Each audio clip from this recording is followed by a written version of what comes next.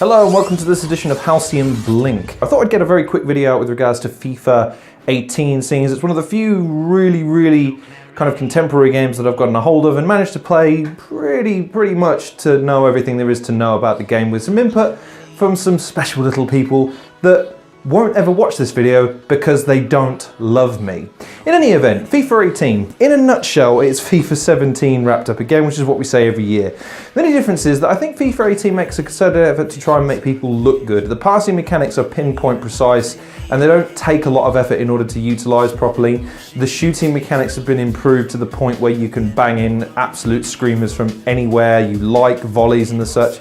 The only thing is with the defending and the running and the dribbling, it's again, very odd dichotomy, because when you're defending and when you're trying to counter-attack and things of that nature, it just doesn't work properly. I found that most of the time I'd felt disjointed and disconnected when I was trying to use my defenders to stop attackers, which meant that, you know, building up a 2-goal deficit was far from a safe option, which isn't particularly realistic since build-up play still doesn't really exist in this game, now that passing's ridiculously easy.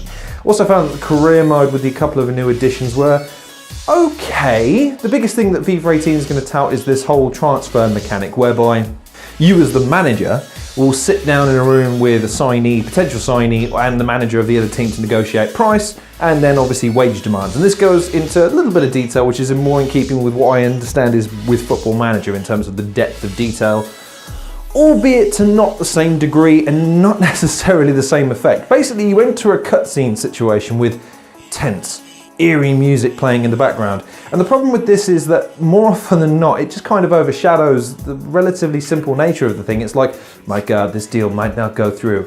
It's worth all of £200,000. This is a tense moment. It's like, it isn't. It's a tense moment if you're trying to sign Ronaldo or Messi, which, by the way, I would not recommend that you do. Mainly because FIFA's trope of assuming that every player over the age of 29 immediately turns shit. It's still very much alive and well in this game, and it's a tremendously frustrating thing because then you want, as a FIFA player, you want the best players, you want the biggest names playing for your club, but then you have to look at it and go, do I really want to spend all that money on a player that's going to be worse this time next year? Probably not, just considering the situation. Even buying Messi is a dangerous prospect. Within a couple of years, he's knocked down to below 90. After that, he retires at something like 83, 84, something like that. I managed to sim through, I think, 6 or 7 seasons, by which point I actually managed to leave my little brothers with a career campaign of pretty much every player that was rated 90 or over in my team, because I think I had 54 people in my squad or something along those lines. I managed to sign just everybody. Then I sold a couple of players and had a transfer budget of around £350 million with a £1.5 million wage bill. If you don't understand what that means because you've never played FIFA before, that's like having God mode unlocked. Literally every good player, so there's no one to buy, but you've got all the money in the world to buy anyone if you just so happen to fancy it. So it's reasonably easy to compile that because the free agency system, albeit has been tweaked, in this iteration of the game, you can't just get away with chucking all of your allotted budget onto the wage bill and just waiting for their contracts to wind down. Even in that situation, most players will ask for a signing on bonus and bonuses, you know, pertaining to performance going forward. So that takes a chunk out of your transfer budget as well. It's a clever mechanic, but then again, once you get used to the transfer mechanics, you know what you can get away with and what you can't in terms of making offers to people. The game tries to throw in some interesting touches by having managers walk out of negotiations, refusing to deal with you again, outright refusing to negotiate for the sale of a player or things like that. But ultimately, they all revert around to the same tropes, and it's disappointing because after the first 2 seasons, you become bored of this.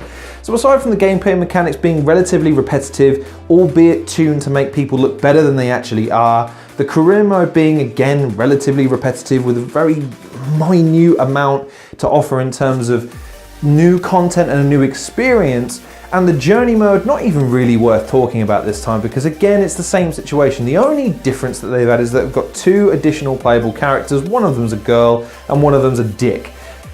And that's kind of it for the journey mode. It's another one of those things where they've got Thierry Henry. Thierry Henry is your best friend in journey mode. He turns up, sets you up at parties, he pretty much gets you laid, and then he helps sort out your family life as well. Thierry Henry's the man. He's amazing. And he's amazing in FIFA as well, even though he gets a stupid low rating considering his legend status. Side rant over. Overall as a gaming experience, it's bang average. It's nothing that blew me away while I was playing it. It's your typical addictive EA game. Natter, get to the next thing, do the transfers. The Ultimate Team mode, from what I can see, my brother really enjoys. I couldn't give two shits about Ultimate Team mode or online play. With regards to FIFA, yeah, it's a bang average experience, about 6 out of 10, if that. If I'm gonna make a recommendation on whether or not you should buy it, hey, if you like fads and trends, then yeah, you go for it. If you want something that's actually going to challenge you and again progress your gaming experience, then from what I'm hearing at least, PES sounds like it's trying to be a bit different this year. It still holds up graphically to a certain extent, albeit FIFA has obviously upped its game with cutscenes. I know, they're blowing us away. With the celebrations and the deeper graphics, they're minutely different. Slightly more realistic, albeit still tremendously robotic in their absurdity. Which again is just that's EA, they just crank out the same things and look, it's a little bit better, but yeah, come on man, take a couple of years, make it a lot better, blow our minds with the next one. But nevertheless, just to put things into context, the original game is probably 40 or 50 pounds. There's a Game of the Year or Ronaldo edition that goes up to 80 or 90, and that's before you spend money on packs and coins and things of that nature. So yeah, his money-making machine will roll on for another year. I'm sure it'll be tremendously successful. We'll look forward to FIFA 19 for next year. Hoo-dee-doo. In any event, thank you very much for watching this episode of Halcyon Blink. Please like, share and subscribe. If you've not checked out any of the other content creators in the description below, I would highly recommend that you do so, especially now because a lot of them seem to be churning out a lot of quality content that's getting better and better by the day. In addition to that, please keep an eye out for any additional videos. Go back and watch some of the old videos. You never know, you might like some of them. One of them's nearly up to 1,000 views as of the recording of this video, which is pretty freaking cool if you ask me. In any event, thank you very much for watching this episode of Halcyon Blink. Take care of yourselves, and I'll see you guys on the next episode.